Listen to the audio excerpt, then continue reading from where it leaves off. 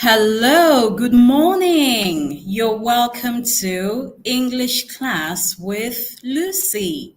Hi, superstars. The name that we'll be calling our students for our classes is superstars. So it's very important that you understand that you're called superstars. That's the name we'll actually be using throughout all our classes. I welcome every one of you once again to English class with me today. And it's really exciting to have you here. I have curated so much content for you to help you prepare extremely well for UTME English.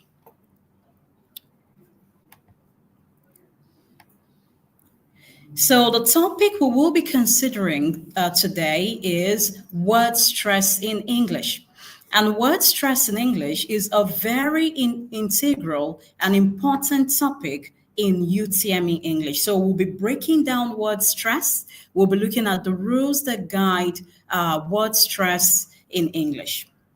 But before we proceed, would like to look at the structure of UTME English questions. This is very important because I have discovered in my experience preparing students for UTME English that most students do not quite understand the structure of the examination they will be writing. So first we have section A, which comprises comprehension and summary. And here we have one comprehension passage that has 5 questions, one closed passage. A closed passage is a kind of passage in which the candidate has to fill in some gaps, using some options in the question. So we have one closed passage which has 10 questions. We have one reading text which has 10 questions too. Now the reading test for this year is the Lekki Headmaster. The Lekki Headmaster is a reading text for UTME 2026. Next we have section B, which comprises lexis and structure. Basically that's grammar. So we have sentence interpretation, 5 questions there, antonyms 5 questions too, synonyms 5 questions. Basic grammar, 10 questions. I'm sure you're doing the math. Next, we have section C where we have oral forms. And under oral forms, we have vowels, 2 questions, consonants, another 2 questions, rhymes, 2 questions, word stress, the topic we'll be considering today, 2 questions, emphatic stress, 2 questions. And that is a total of 60 questions for UTME English. Don't forget that you have 3 other subjects to take. So when you add up all of this, all of the questions you have, that gives you the total score. So it's better you know what you'll encounter in the examination to get yourself better prepared. All right, then. So we're going right now into word stress.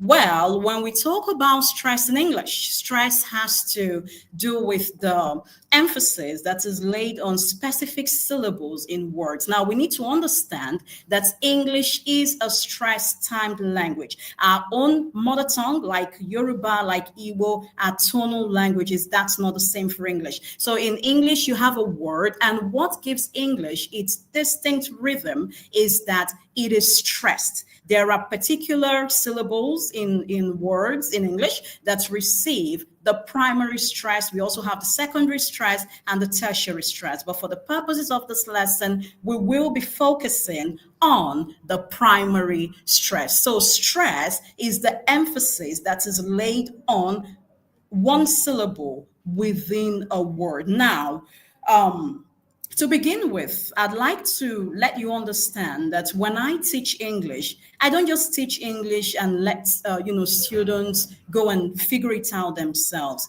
I use the scientific method of teaching English, and I'm going to ensure that you see this. Now, when I talk about the scientific method, it doesn't necessarily translate to maybe biology and all of those. No, science is like organized body of knowledge. So instead of just throwing questions at students and thinking that they should figure it out what I do is I will take you to the basics. You have to understand how how you come about the answer. So there is no guesswork. We don't do guesswork here. You find out that when it comes to mathematics, for instance, you see maybe a candidate who's asked to answer a question, and then the question is perhaps 2 plus 2, and then the answer, of course, is 4. So if you're writing 20 as answer for 2 plus 2, you already know that you haven't gotten that right. But that might not be the case in English. I give you an instance. We have a word, dead body. Now, dead body in medicine can also be called cadaver. In a criminal investigation, you don't use the word cadaver again. You use the word corpses. So students need to know exactly what the exact words that are needed per time. So you will not know this by just looking at the questions. You need to understand the basics, and then you can always build on the rules that guide all of these topics. That's what we mean by the scientific method. So quickly, we're going to look at this question here. This is a UTME question.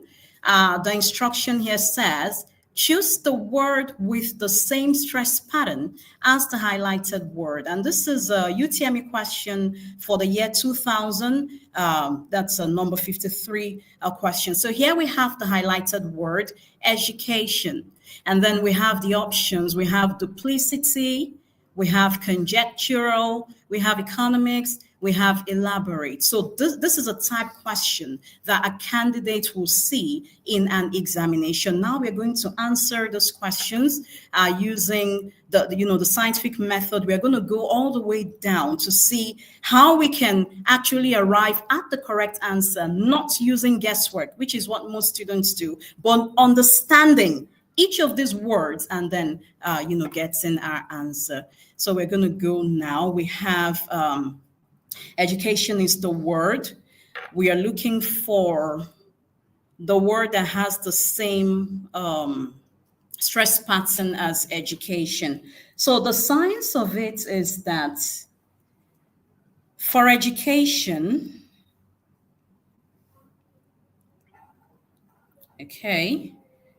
for education is transcribed.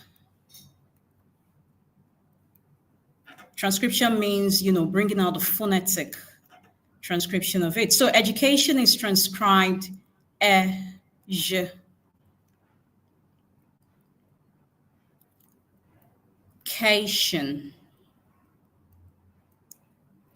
Okay. And in education, the first thing we need to do is syllabification. Syllabification is breaking down a word into syllables. So it's very easy to do. A syllable is a puff of breath. So we're going to go education. How many syllables are there? I'm sure you're saying 4 from your own end. So we have 4 syllables in education. Now, the stress rule in English says when a word ends with shin, that is ION, when a word ends with shin, you stress the penultimate syllable, which would mean that the stress is right here, where we have K. That's where the stress for this word is. So the penultimate syllable is the second syllable from the end. You just count 1 and 2. Okay, I'm sure you followed me when I did education. That's 4 syllables. So I start from the end and then I count 1 and 2. For words that end in ION. So I have already gotten the stress for education. It is on the penultimate syllable. Now I need to look at duplicity. Take the word one after the other. Remember, I don't want to do guesswork, so I need to give attention to each of the words that I have. So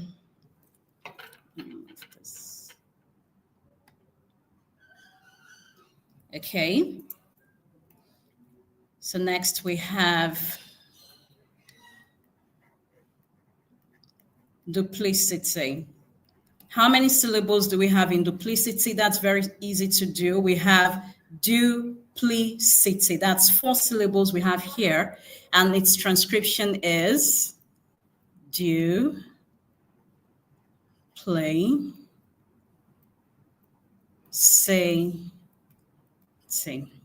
All right, I'm going to move on real quick to the other options, which are conjectural. Conjectural. And I'm going to transcribe that very quickly. Conjectural. Okay. Next word I have is economics. So I go economics. Right, so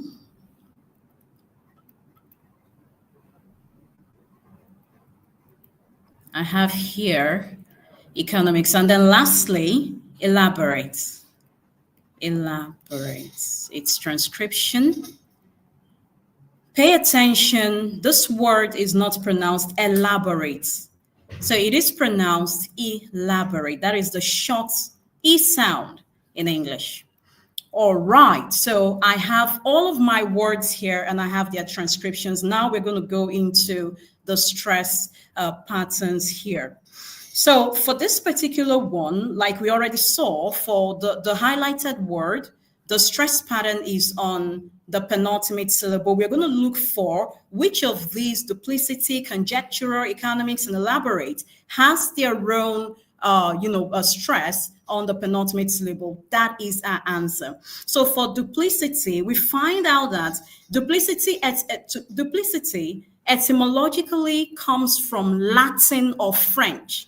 And most words that come from Latin or French, their own stress, the stress for such words are actually based on the antepenultimate syllable. I'm using some technical terms. I'm going to explain everything. The antepenultimate syllable is the third syllable from the end. So we're going to count together. If you can, you just count with me there from the end.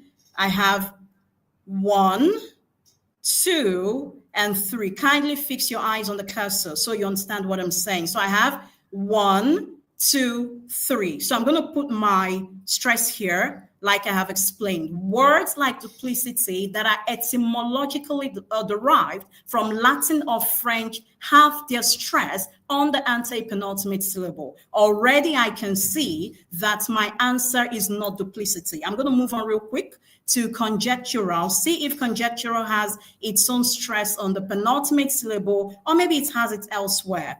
Conjectural, it retains its own stress. It retains its own stress.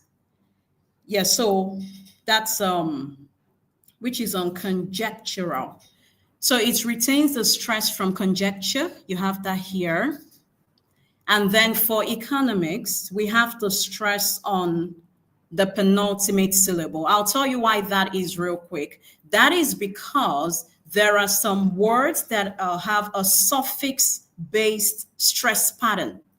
When you have words that end in ION, as in education, and words that end in IC, as in economics, you stress the penultimate syllable. So, but I don't want to stop there. I want to explain everything like I said. I've seen my answer already, but let's look at elaborate. Now, elaborate ends with ATE. So because of the end, that's the suffix ending there, we are going to place the stress on the antepenultimate syllable.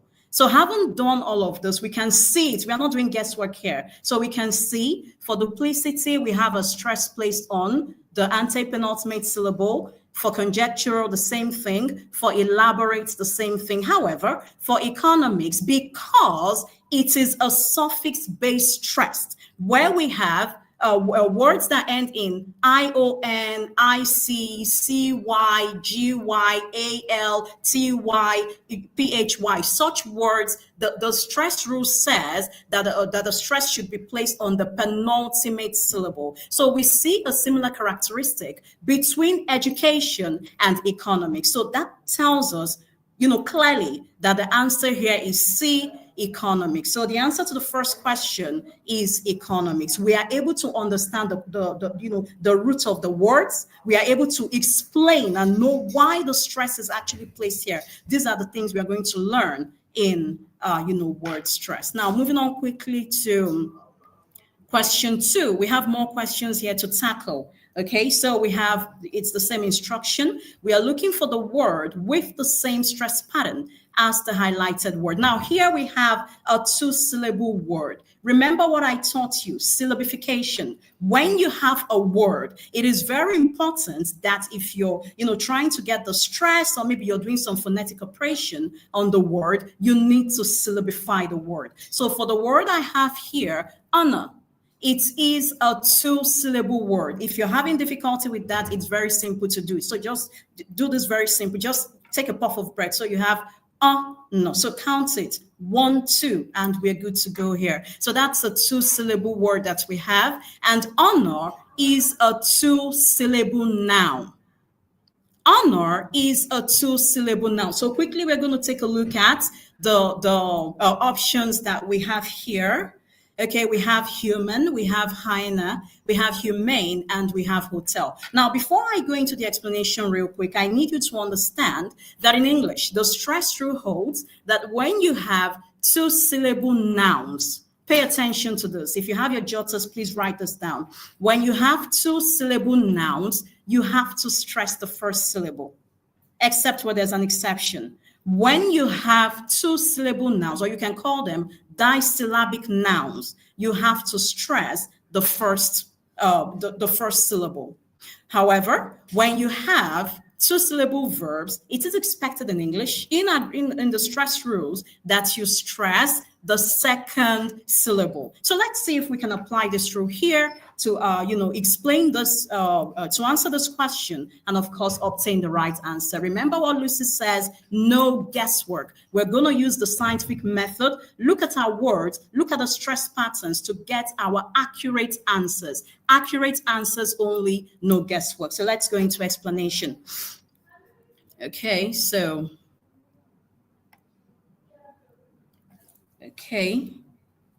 trying to write here. Okay, so yeah, I have honor, which transcription is the short or sound honor. So because it, like I said, because it's a disyllabic noun, the stress falls on the first syllable. So let's see for the options. Once we see any other option, that has the stress on the first syllable, you get your answer. That's how this works. So we're going to look at human. Human is transcribed human.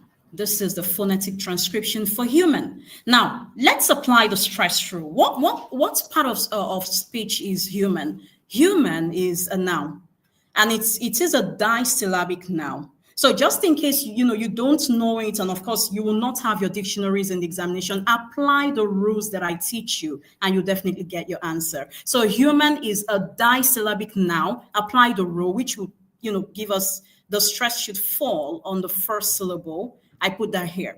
I am tempted to say, oh, I've gotten my answer. I just got my answer, which is okay. But because I'm teaching, we're going to look at every single thing so that we're actually sure of what we're doing. Now, the next option is hyena.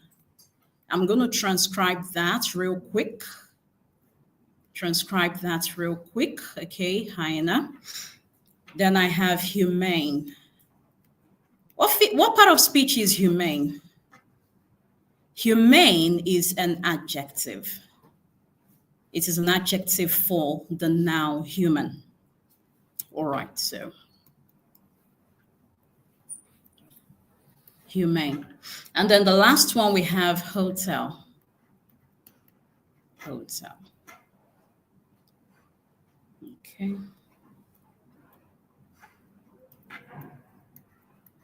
All right then.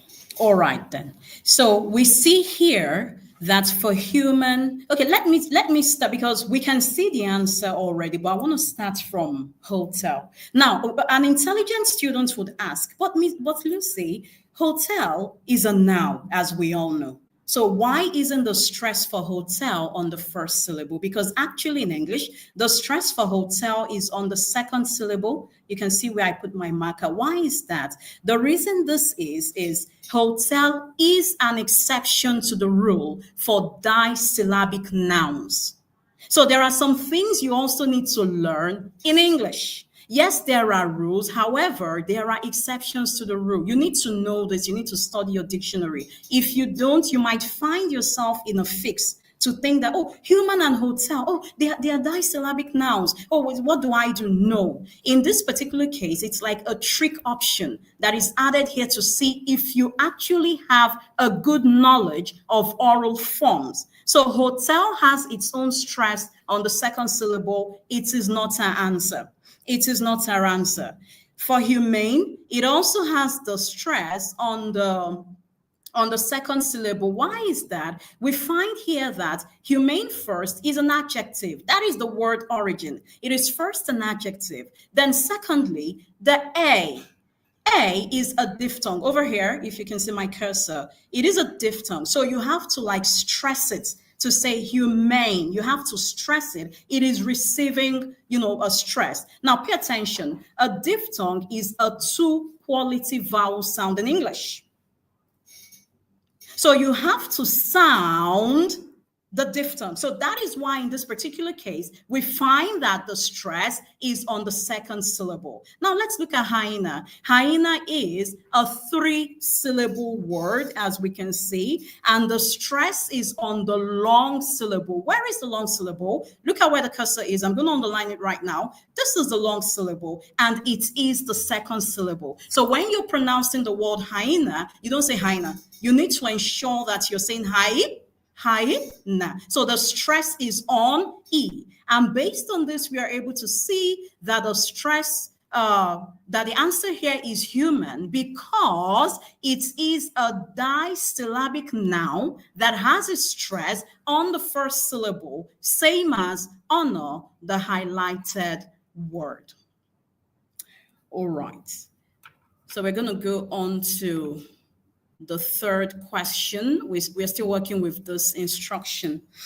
Now, the word that we have here is quality. This is a UTME question from year 2000, number 56. So we have quality.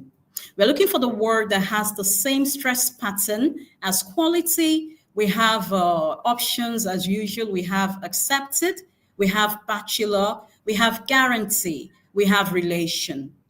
Now, I'm going to start from relation. If you were paying close attention to what I've been teaching when I started with education, I said something. Words that end with ION, okay, they usually have their stress, the stress syllable on the penultimate syllable. I hope you took note of that, maybe in your jotters or somewhere, on the penultimate syllable. Now, once again, what is the penultimate syllable? The second syllable from the last. So you count from here and, you go over to the next syllable. That's where you get the stress. So right now we're going to go into looking at the phonetic transcription of our words, looking at the syllabification for our words, and of course, we will get our answers from there. So here we are. Okay, so we have quality. Quality, by the way, is a 3-syllable word because you just count quality. So that's 3. All right, then. So quality is transcribed this way. Quality. Right. For the options, we have accepted. Accepted is a verb. It's actually the past tense of that verb. So we have accepted. Okay.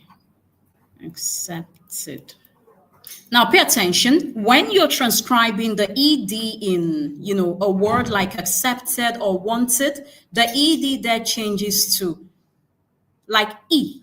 That's the short E sound. You don't say accepted like we say in Nigeria. If you don't know that, you need to know that now. What we should actually say is accepted. Very important for you to know. Now, where is the stress in the word quality? The stress in quality is found on the antepenultimate syllable. And the reason this is because quality ends with ty here. So and also it is a noun. Okay, so the first syllable receives the stress in this particular one. Now, for accepted, the the stress syllable is on the second syllable. Why is this? What is the science behind this? The science behind it, remember what I said earlier. When you have two syllable or disyllabic verbs, the stress rule states that the stress should be on the second syllable. That is what is still retained in the word accepted. However, an intelligent student would ask, oh, madam, but there's actually ed added here. Now, the past tense marker ed does not in any way change the stress rule for the word accepted. So you still maintain the stress rule that says when you have a disyllabic verb, you should stress the second syllable. Now, opposite to that is when you have a disyllabic noun, you stress the first syllable. Remember what we just did in the second question, the one I explained to you, honor and human, that's exactly what we did. So for two-syllable nouns, stress the first syllable. For two-syllable verbs, you stress the second syllable. Take note of that. The next option here, we have bachelor. Bachelor. Okay. Bachelor.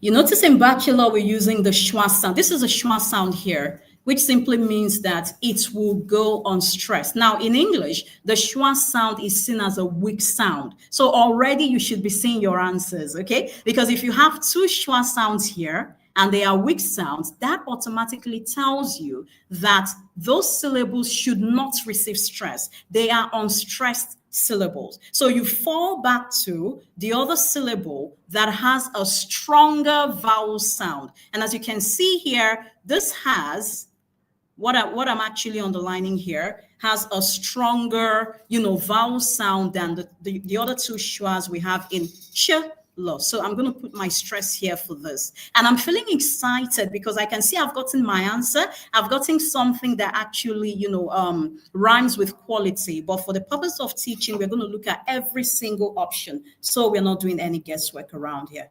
Okay, so next I have option C. I have guarantee. Now, a very quick tip. When you have words that end with E, as in EE, which is pronounced E, the stress falls on that E. So in a word like guarantee,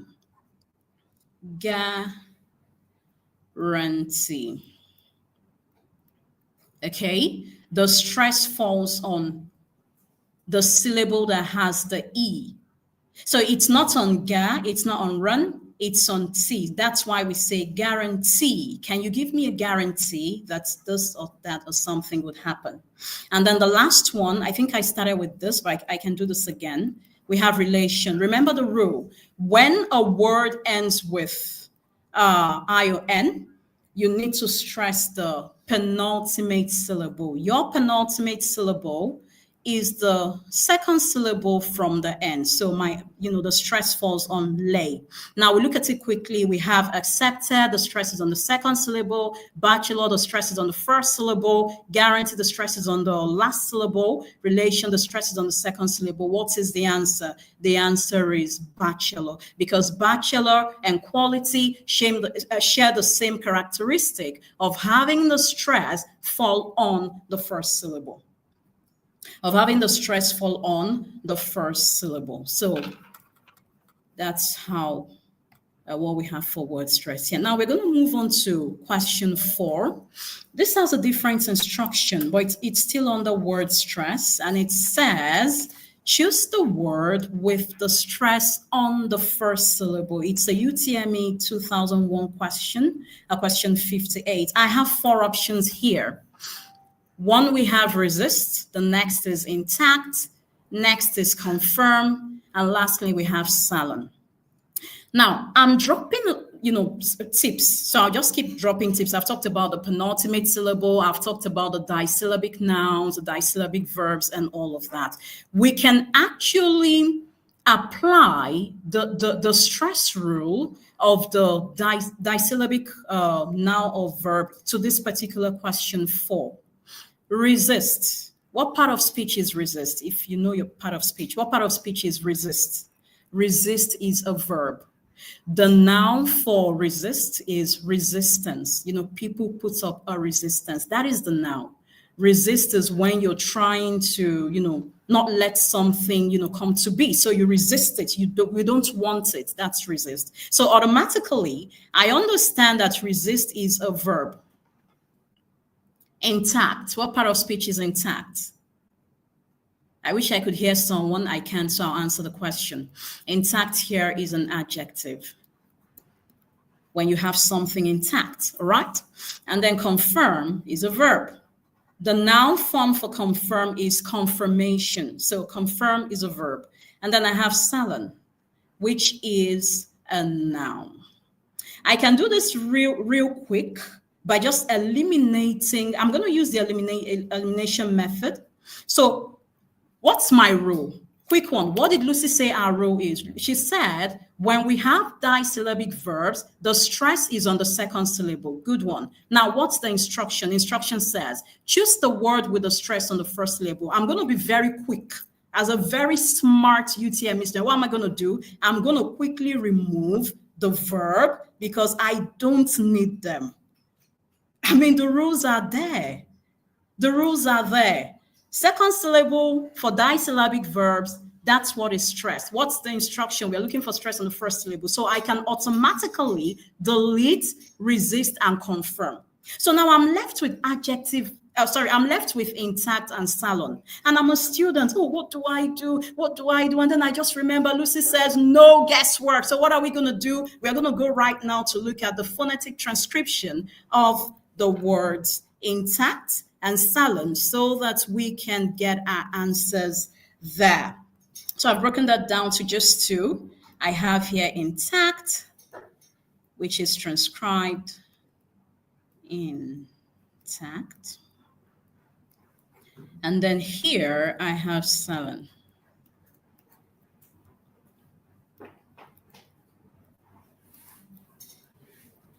Now pay attention. I'm going to take this, one after the other. I really want you to understand. Now pay attention.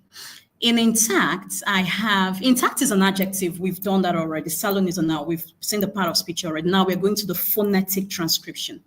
Now, in intact, look at the vowel and the noun and the consonant interaction happening here. I have the short E sound, short E vowel sound interacting with the consonant sound. So because this is a short sound, it will not receive the stress. I could move further. I have, that's the alveolar sound. And then I have the short R sound here. But in this case, this R sound receives more impact than in the first syllable because of the interaction of k and t that follow it in intact. So there is more power or there is more emphasis on the second syllable. Now I pronounce it intact. Pay attention. So here I have the stress on the second syllable. I need you to pay close attention to what I'm doing. Let's go to the second word, which is salon. Now here I have the alveolar sound against, I have the shorter sound, I have the lateral sound, I have a schwa sound. If you have been following what I've been teaching, I mentioned wherever you have a schwa sound, the schwa sound does not receive stress. The schwa sound is a weak sound in English. This is a schwa sound. Let me write it again so you can see it better. This is a schwa sound. The schwa sound is a weak sound in English. Automatically, once I understand that the schwa sound is a weak sound, I understand that anywhere I have the schwa sound in a syllable, that schwa sound cannot receive the stress. And because I have a two-syllable noun, that's a disyllabic noun, I understand that the stress has to come on the first syllable, and there I have my answer. I gave you two tips to get the answer here. One, salon is a disyllabic noun. Superstars, what is the instruction for when you have a disyllabic noun? The stress comes on the first syllable. Let's assume you've forgotten. Let's assume you forgot. Another tip I give you is wherever you have the schwa sound, a weak sound in English, In whatever syllable you have it, you must not stress that syllable. So once you understand it, you have an understanding, you don't need to do any guesswork. What do? You get to realize that stress should fall on the first syllable. So that's how we arrive at the answer in this particular question, that the stress on the first syllable is on Salon. Let me go over to Salon. This is where we have the stress. So this is what the answer is for question 4. I hope you're following. I hope you're taking notes. I hope you're seeing the transcriptions and you're seeing how we come about the stress. We are not doing guesswork. There is an explanation for every answer that we have. Let's go to question 5. We are still on the same instruction that says, choose the word with the stress on the first syllable. This is a UTME question, 2002-57. And then we're looking at some polysyllabic words. What are polysyllabic words? They are words that have more than 2 syllables. They might have 4 syllables. They might have 5 syllables, 6, or, as the case might be. So here we have polysyllabic words. We have convenient. We have contribute. We have embarrass. Now pay attention. That word is not pronounced embarrass. Okay, we are learning oral forms. It is not embarrass. Tell your friends, tell your neighbors, tell anyone around you. The word is pronounced embarrass. Can you repeat at home? Just repeat at home after me. Embarrass. Embarrass. That is the word. And then lastly, option D, we have madam. All right, so we're going to see which of these words has the stress on the first syllable. Of course, we need to, okay, let's look at the word origins that we have. Convenience is an adjective here. I'm trying every tip that Lucy has taught me to see how I can get my answer without doing guesswork. Contribute is a verb. Embarrass is a verb. And then madam is a noun. Can I do elimination? Of course I can, because I know what to do. The rule states that when you have disyllabic verb, okay, these are 3 syllables, but the same thing applies here. I can immediately take out the verb, immediately. So I'm just going to take out the verb. They have no business here. They can actually go by verbs. Okay, so now I'm going to focus on the remaining 2. I have here convenient and madam to work out. So let's see. Convenient. And then I have madam. Right then. So yeah, I have madam. Okay, so let's start from madam. Here I have, madam is a 2-syllable word. It's a disyllabic noun. So I just apply my rule.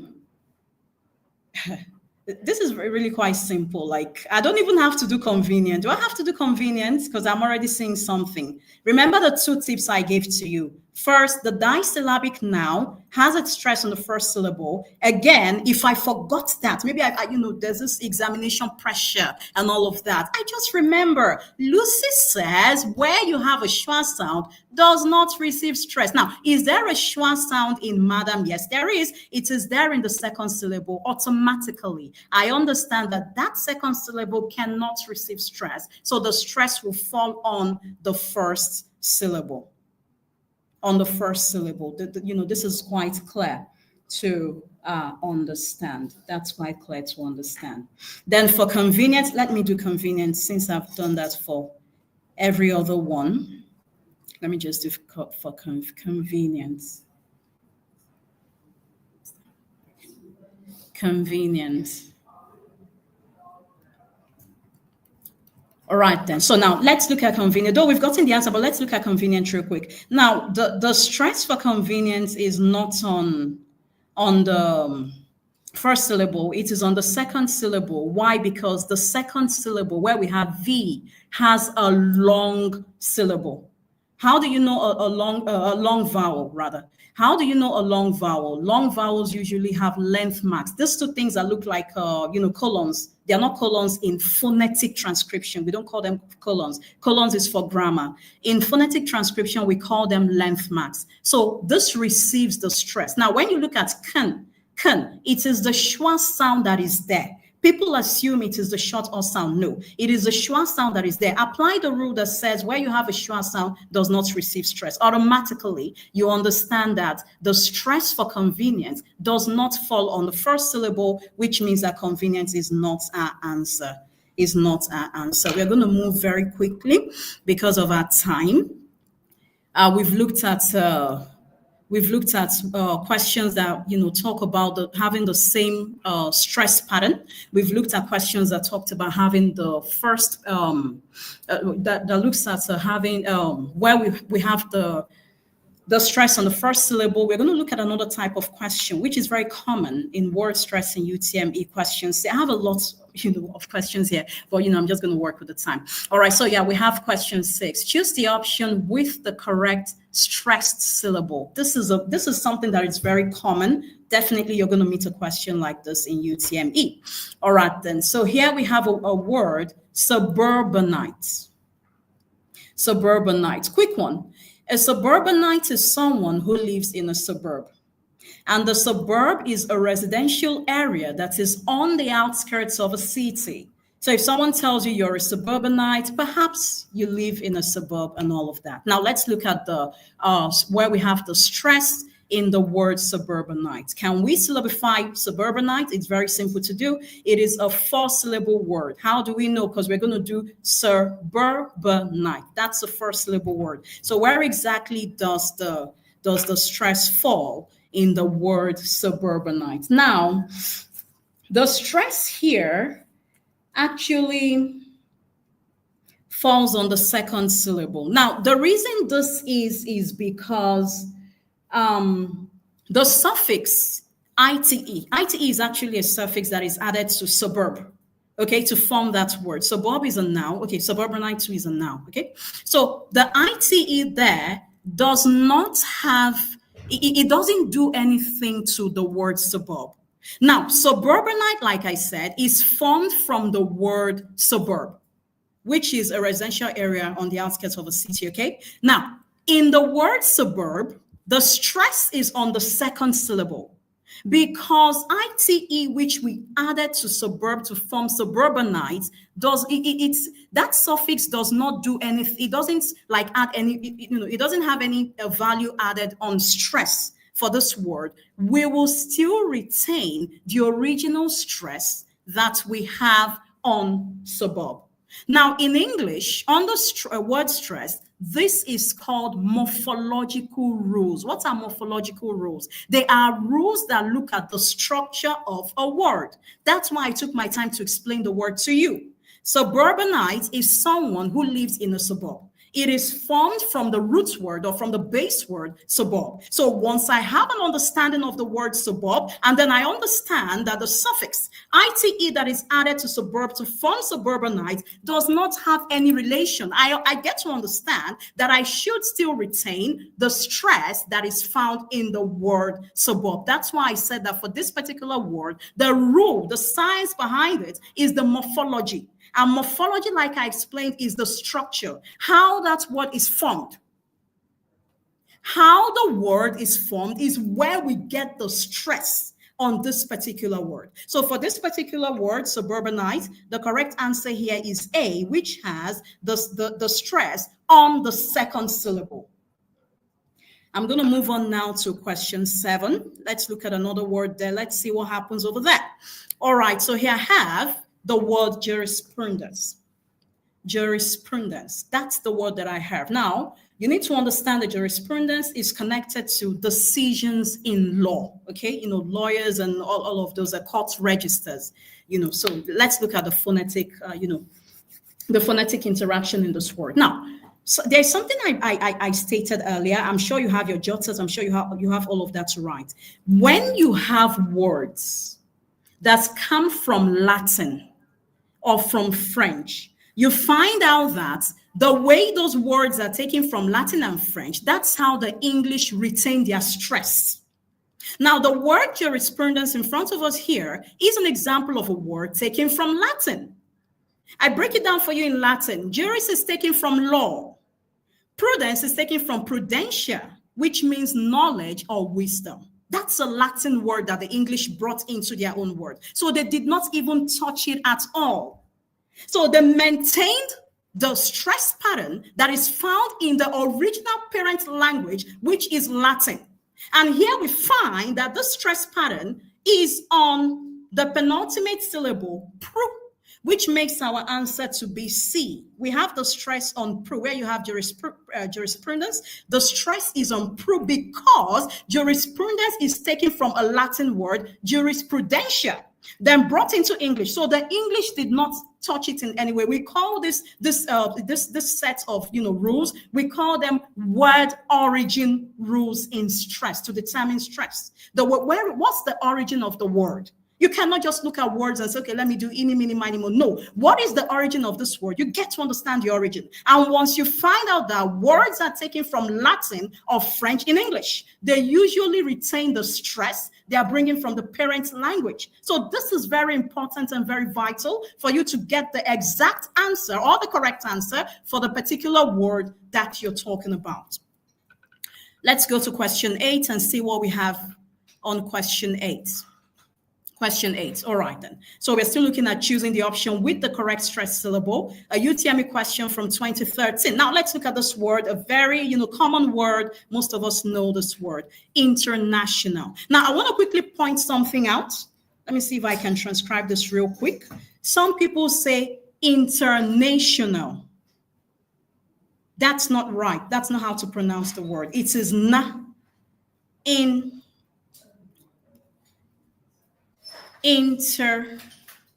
you can see the transcription right there,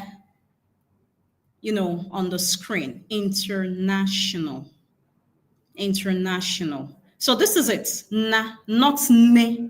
Ne would have been this, and this is not the right thing. So please, let's pronounce the right things. International. Now, for international, for us to get the correct stress syllable, the rule for international is it is a suffix-based stress. A suffix is, short letters that are added to a root or base word to form another word. Okay, you add suffixes at the end of words, you add prefixes at the beginning of words, and then infixes, in the middle. But infixes are not common in English. All right, so because we have the word, we have the suffix this is here. We have this, and we also have, we have ION. We are going to place the stress on the penultimate syllable to ION. Remember the rule that I gave you then that says when you have a word that ends with ION, you automatically know that you have to put the stress on the penultimate syllable. That is what we are going to apply here.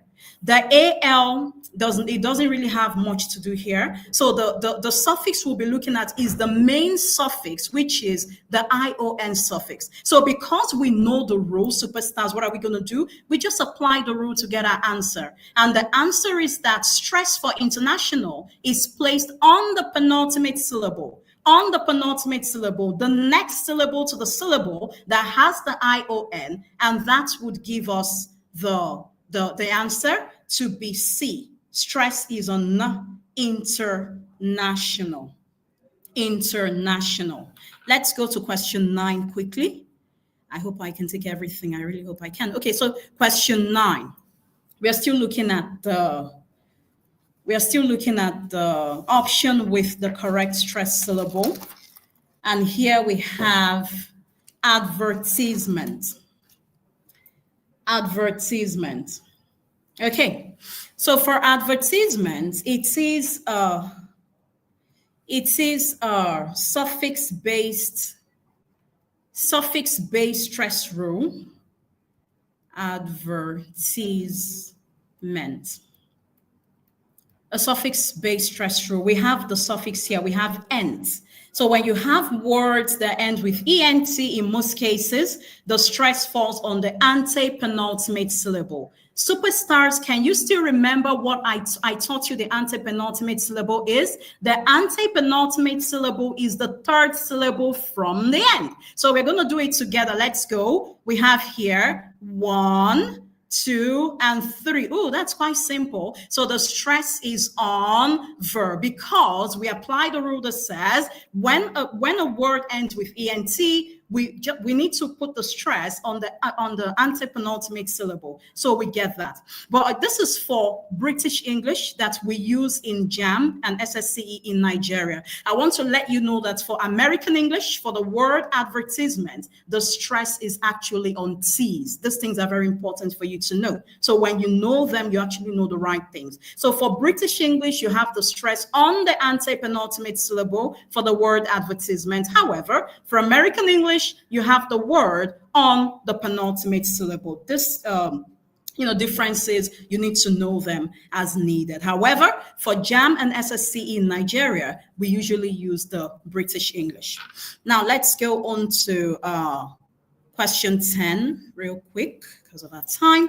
Okay, yes, so we're going to look at this question. Congratulations. This is a UTME question from 2014, number 96. Now, the word here is congratulations. This is very simple. I wish we could talk, like you could just tell me the answer, because I've been talking about words that end in ION. Words that end in ION. What does the rule say? What's the science behind word stress for words that end in ION? The science behind word stress for words that end in ION is to stress the penultimate syllable. Remember the first question that I explained here today, education. The stress was on K. So if I have congratulation, the stress should also fall on the penultimate syllable lay. Okay, so this is very simple. I don't need to do much explanations here. The answer here is option D, that has the stress on lay. That has the stress on lay. Now, a very quick one. I'm going to take you to grammar from oral forms. Now, when you're congratulating people or your friends or anyone around you that has something,